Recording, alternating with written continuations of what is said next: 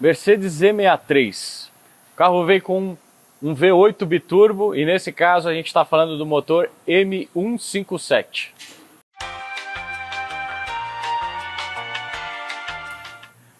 É esse daqui. E geralmente a gente já fez vários serviços parecidos com esse, de baixar motor e transmissão para fazer nos kits de estágio 2, nas preparações que a gente faz nesse motor, para fazer a troca desse componente aqui, que é o turbo pipe que sai lá das turbinas. Mas aqui nós temos um caso um pouquinho diferente. Nós não estamos trocando o turbo pipe aqui. Esse carro entrou numa enchente, pegou água mais ou menos no nível da roda, o motor desligou, nós estamos suspeitando de calço hidráulico, e para ajudar ainda, esse carro já veio desmontado de uma outra oficina. Eles pararam o serviço no meio do caminho. E o que a gente vai ver nesse vídeo é a nossa investigação para ver o que aconteceu nesse motor e para ver se dá para salvar ele, em detalhes.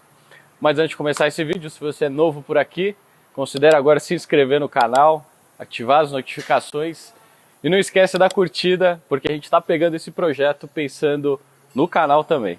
Então, vem com a gente.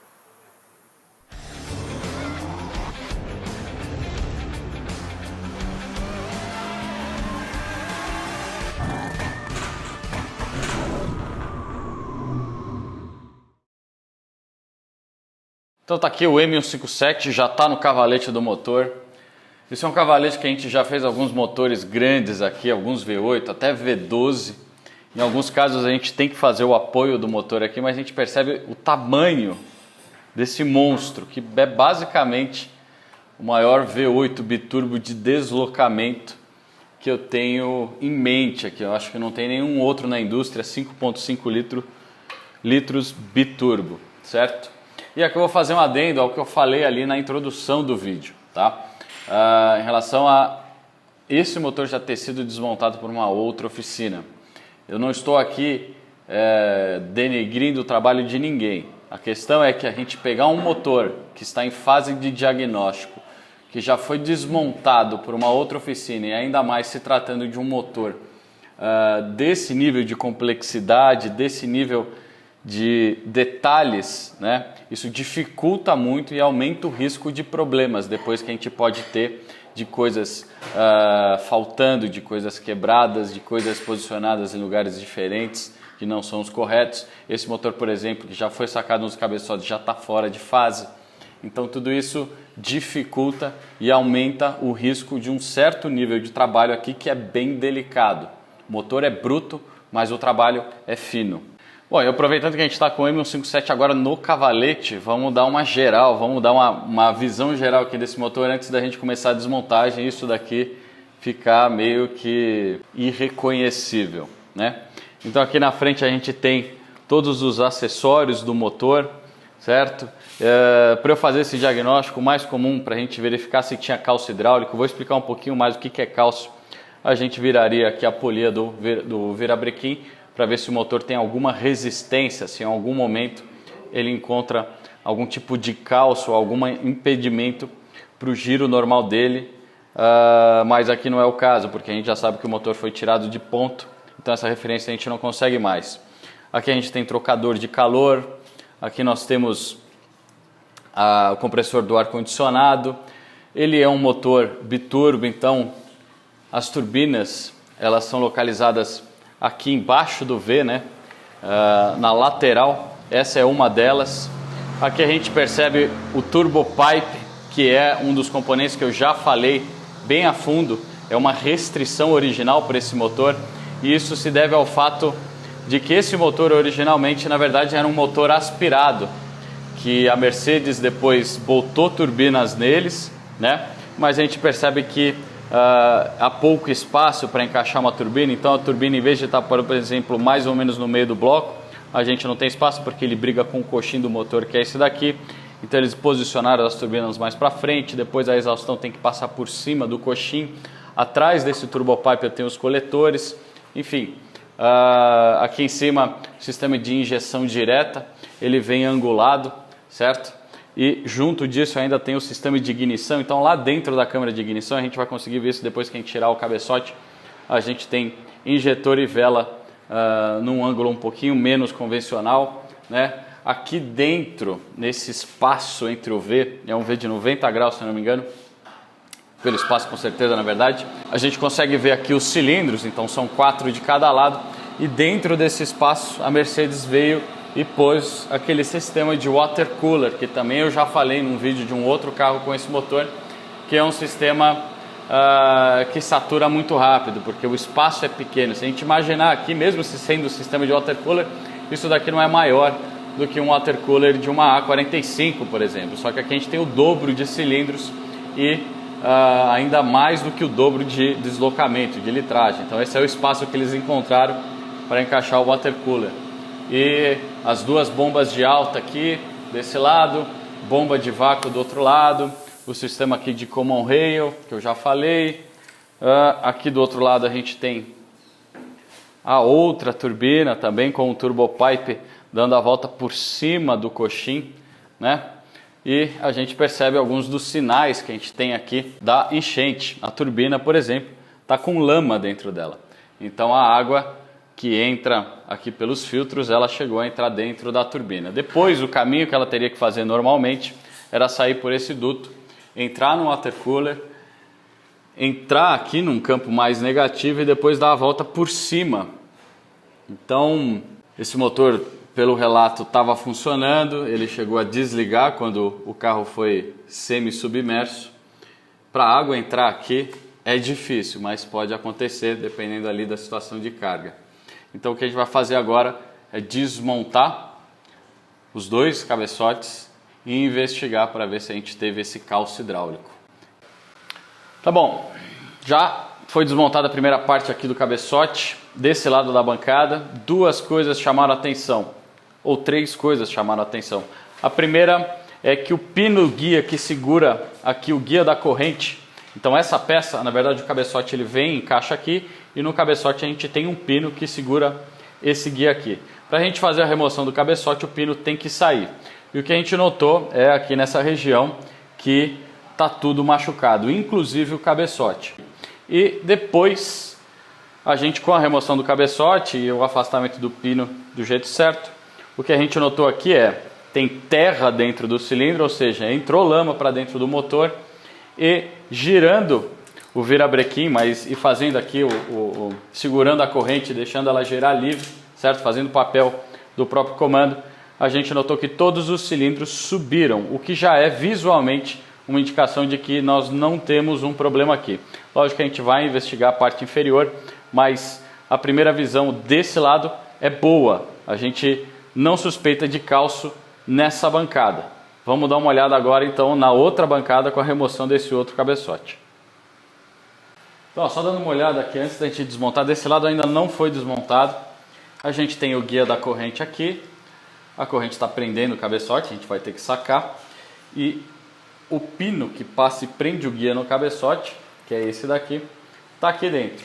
E para sacar, o que o Robertinho fez é criar uma ferramenta como se fosse uma ferramenta de extração de bucha de suspensão de Fox.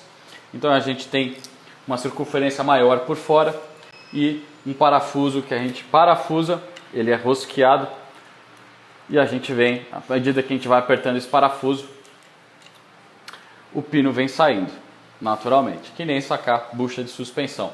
É uma ferramenta que a gente improvisa aqui, mas que deve ter faltado lá no outro lado na primeira vez. Então, ó, dá para ver que o pino já deu uma deslocada. O que a gente vai botar agora é um calço para aumentar ainda espaço para esse pino conseguir entrar para dentro do soquete e a gente conseguir sacar ele. Isso vai soltar o guia e a gente vai conseguir tirar o cabeçote.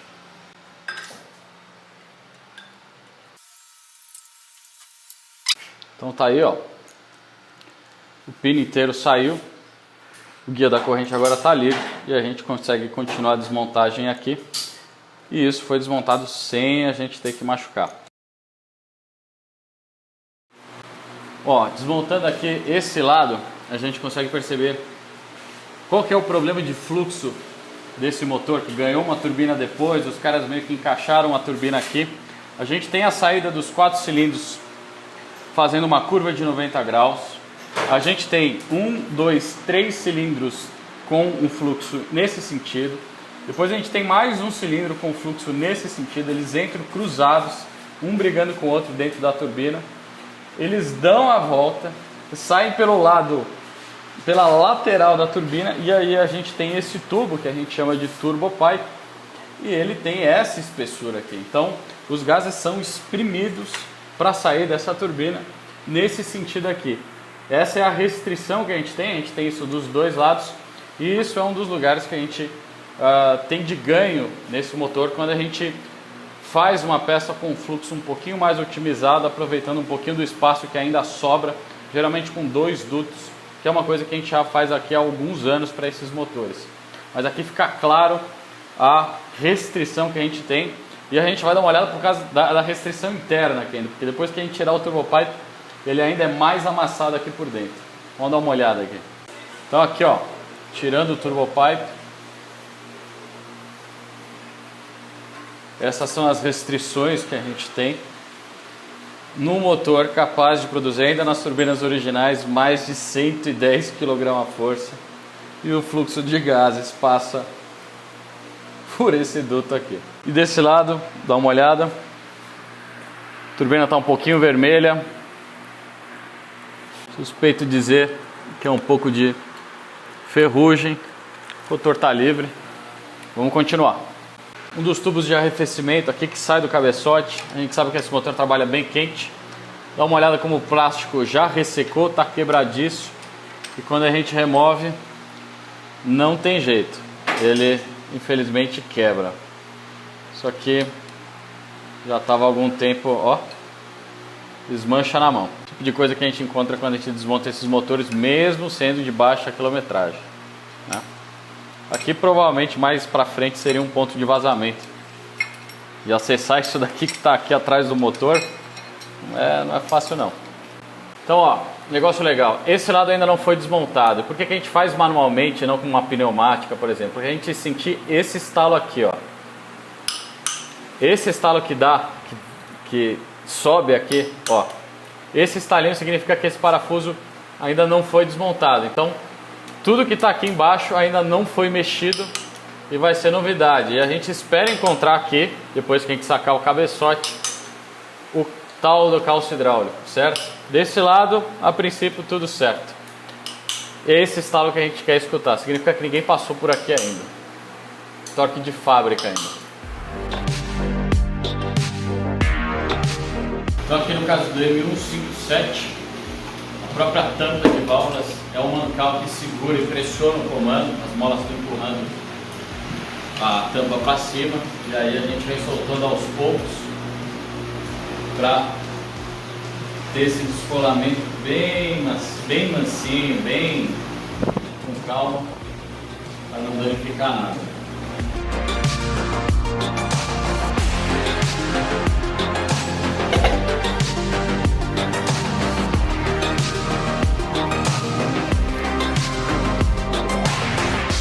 Desse lado, ó, ainda está no ponto, a gente só tirou o pino, o esticador já está fora, já está sem pressão aqui. Vamos soltar a parte dianteira, sacar os comandos e sacar o cabeçote.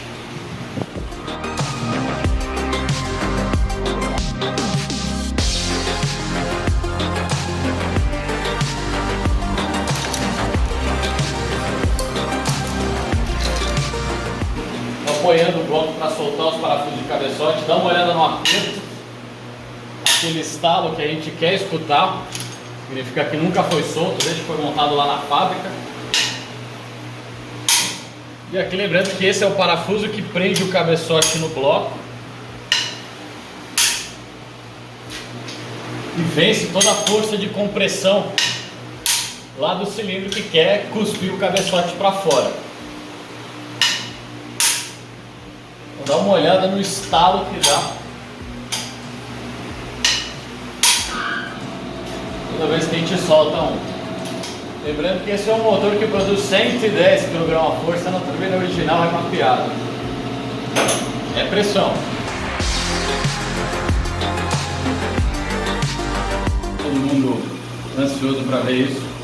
Vamos levantar esse lado agora.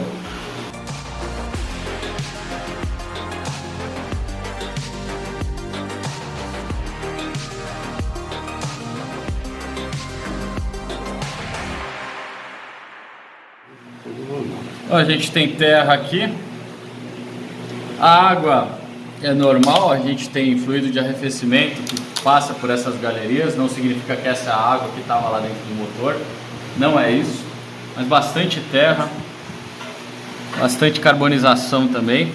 Vamos girar o motor para ver se todos os pistões vão subir e ficar nivelados aqui. Que é a segunda indicação de que provavelmente esse motor não sofreu cálcio hidráulico.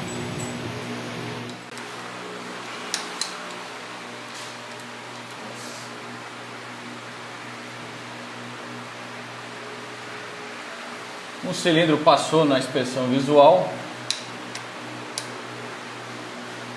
O outro cilindro passou na inspeção visual. O outro cilindro passou na inspeção visual. E o último, opa, tá aqui. Vamos voltar.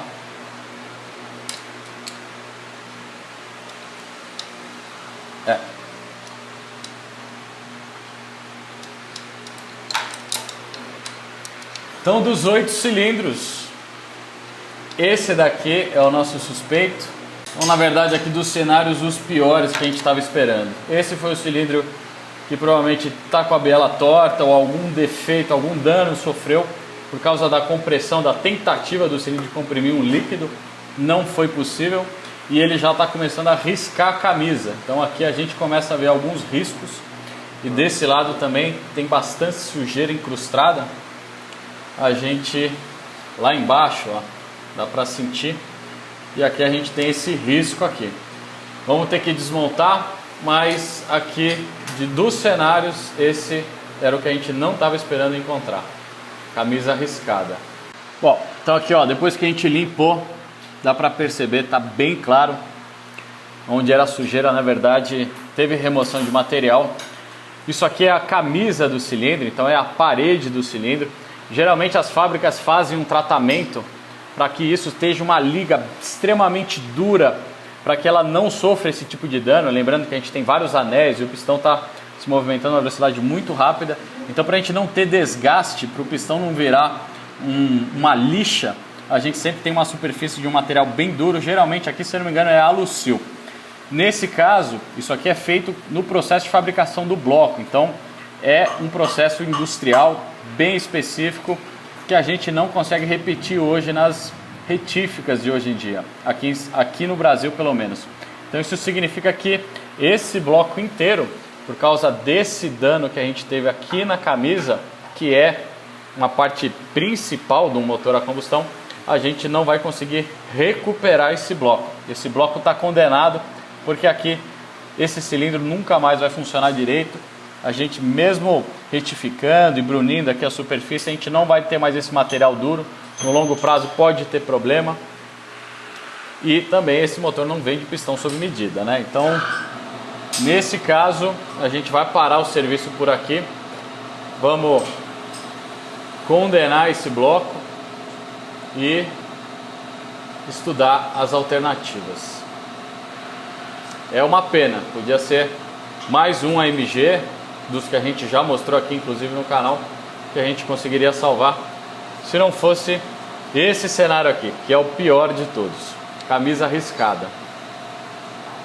Então aqui a gente consegue ver lá o pistão lá embaixo. Essa daqui é a biela e a gente vê que ela tá torta, né? Desse lado aqui, do outro lado, fica mais claro como que ela deveria estar, reta. Vamos desmontar, a gente explica assim na bancada.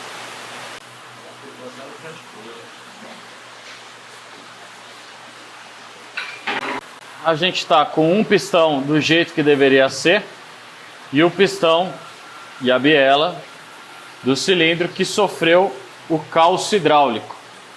E se a gente comparar as duas, a gente vê que essa está torta. Também, se a gente dá uma olhada aqui do outro lado, a área aonde o pistão raspou, até fundiu um pouco do material do anel aqui e raspou lá na camisa, a parte interna do cilindro. Ó, o anel O primeiro anel de compressão está basicamente fundido aqui já. A gente não consegue nem mais tirar ele. Bom, o que acontece aqui? O motor a combustão trabalha com compressão de uma mistura gasosa de ar e combustível. Essa mistura entra dentro do cilindro, o pistão sobe e começa a comprimir os gases, certo? Gases são comprimíveis. Quando você comprime, aumenta a pressão, aumenta a temperatura, mas não há nenhum impedimento ao movimento. Agora, já matéria no estado líquido, como por exemplo água de enchente, não são comprimíveis. Então o que acontece é a água entra dentro do cilindro, o pistão está subindo com uma velocidade enorme, com uma força enorme, existe já toda a inércia aqui do virabrequim e tal, ele vem e encontra esse anteparo ao movimento. E aí existe um encontro de forças e o menor, o mais fraco sempre vai perder. E geralmente o mais fraco em toda essa equação, pistão, biela, virabrequim, cabeçote, o bloco, o mais fraco geralmente é a biela. Então a biela vem subindo, ela encontra o calço calça o movimento do pistão e aí ela, pum, entorta, certo? Isso é o calço hidráulico e foi o que aconteceu aqui. Quando a biela entortou, ela deslocou o pistão começou a trabalhar numa outra posição e aí, com o motor funcionando, ele começou a lixar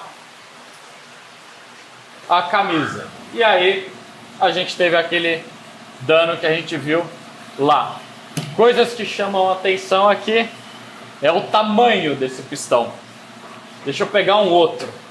Tanto é aqui um outro pistão, isso daqui é de um motor Audi V6, daquele que tem o supercharger em cima. Como os dois sofreram danos parecidos, chegou a raspar o material e esse motor também, aqui no caso, foi condenado. Mas repara o diâmetro de cada um dos pistões aqui e isso é um dos indicadores da litragem ou do deslocamento do motor, um dos componentes, né?